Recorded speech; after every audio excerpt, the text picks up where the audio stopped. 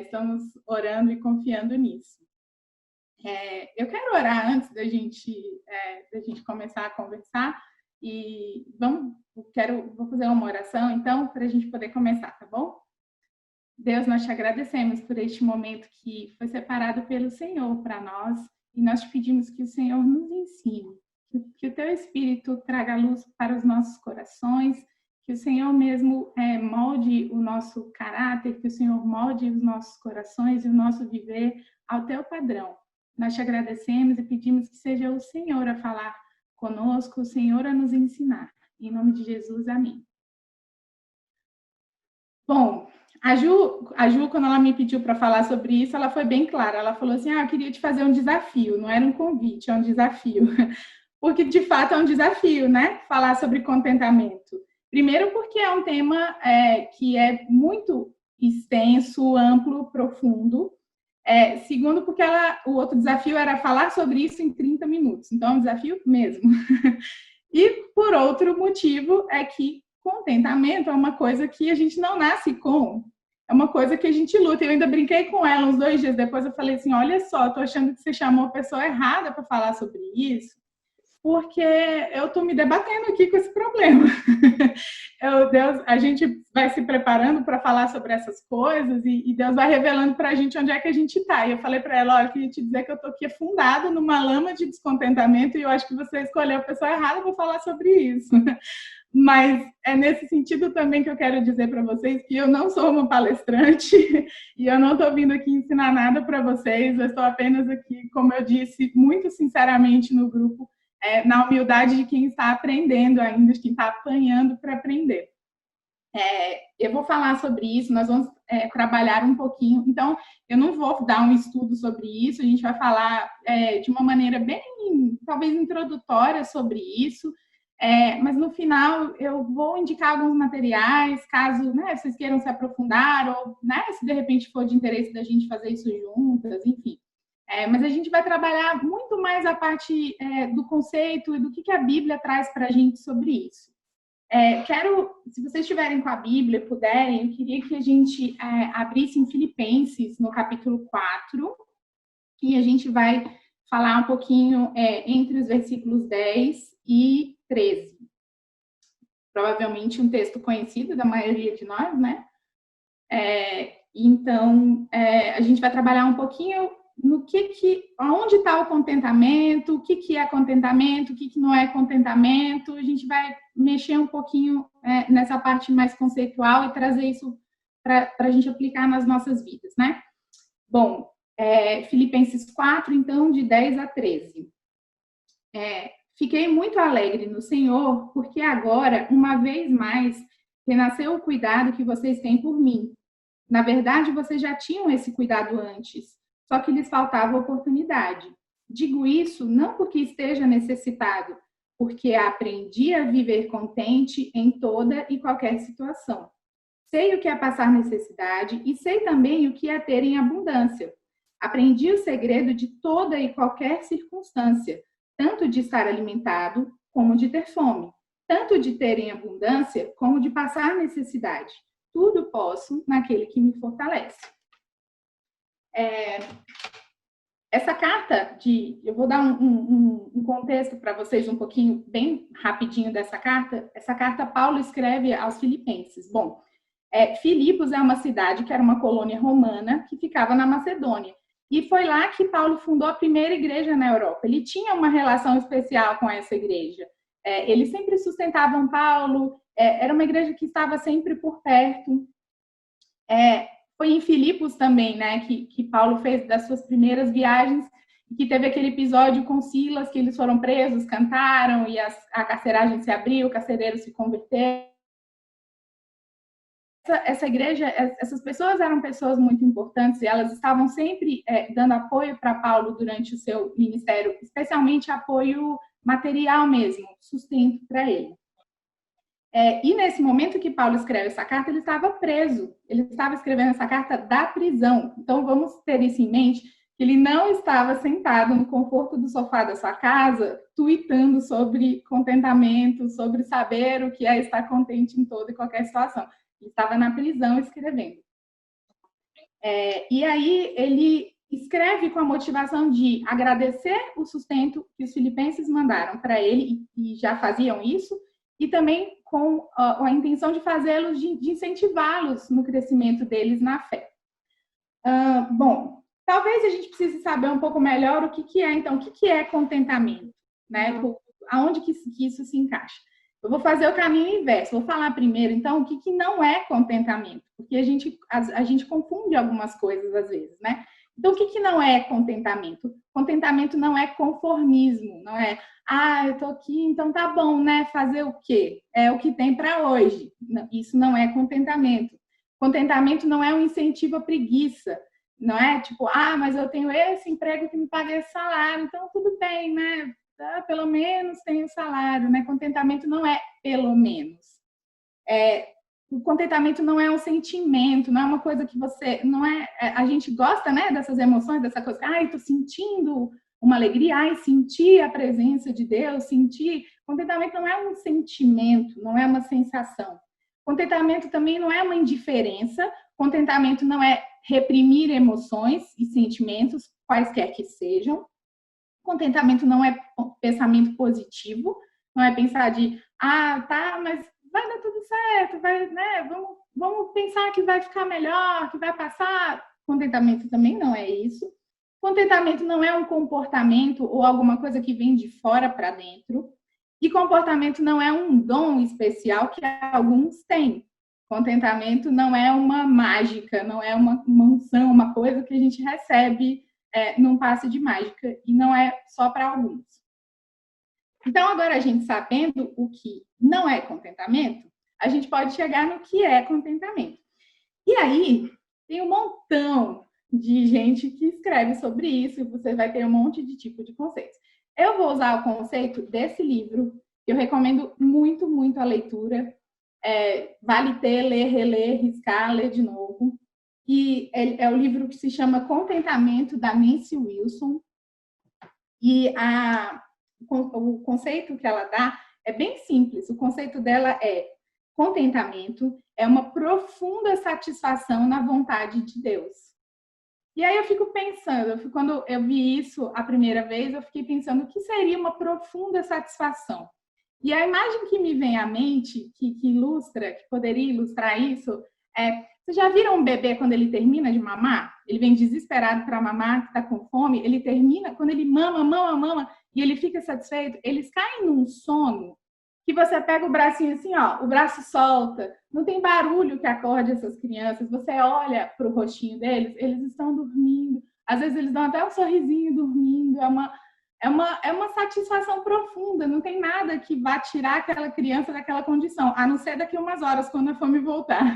Mas naquele momento, a imagem que me vem de satisfação profunda é a imagem do bebê que dorme quando ele já mamou tudo que ele precisava mamar, quando ele está satisfeito, o corpinho está relaxado. É uma imagem que me vem quando eu penso em profunda satisfação. Quando a gente parte dessa ideia, eu consigo também voltar em Gênesis. No relato da criação, a cada vez que Deus termina uma coisa, a gente tem o relato: e viu Deus que era bom. E o bom de Deus é perfeito, é um padrão altíssimo. E na sequência da criação, o que a gente tem? Deus descansou. O descanso, o que é bom, Deus descansa. Não porque ele precisasse de descanso, mas ilustrando para a gente que esse padrão, né, de uma obra que foi bem feita leva ao descanso, leva a essa quietude. E essa é uma coisa que é a primeira que eu queria destacar. Contentamento leva ao descanso. Os nossos corações, eles não são contentes. O padrão não é um coração contente, é um coração inquieto, é um coração desorganizado. A gente perde o foco porque o foco muda toda hora. Uma hora eu estou focada em conseguir um corpo mais saudável, uma vida mais saudável. Depois mudou o foco, eu mudei o foco porque agora eu preciso trabalhar mais, agora eu preciso ser uma mãe melhor. O foco muda toda hora, porque o nosso foco está em coisas, em circunstâncias. Isso muda toda hora, porque a gente muda toda hora. Então, por conta disso, o nosso coração descontente vai gerando na gente, ela usa uma expressão que eu gostei muito, emoções desenfreadas, paixões desgovernadas. E isso tudo, frequentemente, vai nos levar à ira, vai nos levar à ansiedade, à indelicadeza. E aí, a gente faz o quê? Muda os nomes das coisas, a gente não dá o nome correto para as coisas. Ao invés de eu entender e nomear o meu problema de descontentamento, da ira por causa do meu descontentamento, eu vou dizer que eu estou estressada. Eu vou dizer que eu tenho uma personalidade muito forte, ou que eu sou perfeccionista. O perfeccionista é aquele que nunca fica satisfeito com nada. Ele sempre precisa de um pouco mais. Sempre dá para fazer um pouco melhor. Sempre aquilo não acaba. É tão diferente do padrão de Deus na criação quando a gente vê. Ele faz, ele termina, ele começa. Ele podia botar uma cor a mais, ele podia botar um bichinho a mais, ele podia, mas ele viu que aquilo era bom, ele terminou. O contentamento, ele nos leva ao descanso por isso. O nosso coração descontente, não. A gente está agitado e a gente vai mudando o nome das coisas. Quantas vezes eu me vi aqui perdendo a paciência porque eu estava descontente com alguma coisa do meu dia, porque porque os meus filhos estão tendo aula em casa, porque por um monte de coisas. E a gente vai dando esses nomes e isso vai se tornando aceitável, quando não é. Descontentamento não é aceitável e nada que vem dele é aceitável. Mais adiante no livro, ela abre um pouco mais essa definição. Ela vai falar assim: contentamento é a habilidade de permanecer satisfeita com a vontade de Deus em todas as circunstâncias, sejam elas fáceis, porque a gente facilmente se descontenta mesmo quando está tudo bem, sejam elas difíceis. É o resultado de uma força espiritual que vem diretamente de Cristo. Sim, é uma força espiritual que vem diretamente de Cristo, mas se a gente voltar no texto aqui de Filipenses, Paulo vai dizer assim no versículo 10, digo isso não porque esteja necessitado, porque aprendi a viver contente. Ele aprendeu, ele não recebeu isso de uma forma sobrenatural quando ele encontrou Jesus no caminho para Damasco. Ele teve que aprender a viver contente em toda e qualquer situação. Então, contentamento não é uma coisa que acontece, é uma coisa que exige o nosso esforço, juntamente com a atuação do Espírito Santo no nosso coração. Exige aprendizado, exige a gente realmente reconhecer isso no nosso coração e trabalhar juntamente com a ação do Espírito Santo no nosso coração, para que a gente seja satisfeita. E é até engraçado porque eu estava pensando nisso. Não é uma coisa que acontece, não é uma unção, um passe de mágica. Ninguém vê culto. A gente vê culto da vitória, culto da libertação, mas ninguém vê um culto do contentamento. Unção do contentamento. Ninguém vende isso, ninguém oferece isso. Porque não vende mesmo, né? Se a gente for contente, não vende, né? Isso não vende, a gente não tem. Então, a gente precisa realmente. Contentamento é uma coisa que é aprendida. Mais na frente, Paulo vai dizer assim: aprendi a viver contente em toda e qualquer situação. Como eu disse, ele estava escrevendo da prisão. Provavelmente ele tem algum conhecimento do que é toda e qualquer situação. E aqui ele vai falar brevemente aqui no texto sobre sei o que é passar necessidade, sei o que é ter em abundância, sei o que é estar alimentado, o que é ter fome. Mas, se a gente der uma passadinha em 2 Coríntios 11, deixa eu só abrir aqui, 2 Coríntios 11, de 24 a 28, vamos só ver do que Paulo está falando de toda e qualquer circunstância. 2 Coríntios 11, a partir do 24. 5 vezes recebi dos judeus 40 açoites menos 1. 3 vezes fui açoitado com varas. 1 vez fui apedrejado. 3 vezes naufraguei. Fiquei 1 noite e 1 dia boiando em alto mar. Em viagens muitas vezes. Em perigos de rios, em perigos de assaltantes, em perigos entre patrícios, em perigos entre gentios, em perigos na cidade, em perigos no deserto, em perigos no mar, em perigos entre falsos irmãos, em trabalhos e fadigas, em vigílias, muitas vezes em fome e sede, em jejuns, muitas vezes em frio e nudez. além das coisas exteriores, ainda pesa sobre mim diariamente a preocupação com todas as igrejas. Ou seja, como eu disse antes, Paulo não estava no conforto do seu sofá, tweetando sobre o comportamento, mandando uma mensagem bonita no WhatsApp sobre isso. Ele sabe do que ele estava falando. Em cada uma dessas circunstâncias, ele aprendeu a viver contente. E lembrando que isso é só uma parte, depois disso ainda teve muito mais. Paulo entendeu que todas as situações servem como caminhos de aprendizagem para o contentamento. E vale dizer que as situações tranquilas também nos ensinam sobre isso, elas nos testam sobre o nosso contentamento. Exatamente o que acontece no Éden. Adão e Eva tinham tudo, eles podiam comer de todos os frutos, inclusive da árvore da vida. Mas eles decidiram que eles queriam aquela que eles não podiam. Aquela semente de descontentamento foi plantada no coração deles. E o descontentamento anda junto com a idolatria, né? E junto com um monte de outras coisas. Um vai puxando o outro. Eles tinham a presença do próprio Deus, eles tinham tudo o que eles precisavam. Mas eles não se contentaram com tudo isso. Isso tudo não era suficiente. Eles queriam um pouco mais. O nosso coração pecaminoso e descontente quer sempre um pouco mais de tudo. Por isso que eu disse que, às vezes, mesmo a gente tendo tudo, mesmo a gente estando num dia bom, a gente consegue facilmente cair nas garras do descontentamento. A gente consegue encontrar alguma coisa para se descontentar. E aí, Paulo, na sequência aqui dos Filipenses, que ele relata isso, que ele sabe o que é cada uma dessas situações, ele vai fechar com um versículo muito conhecido. Tudo posso naquele que me fortalece. E eu não sei vocês, mas eu passei uma boa parte da minha vida achando que esse versículo era um versículo motivacional, sabe? Furou o pneu do meu carro, não tem ninguém para me ajudar. Tudo posso naquele que me fortalece.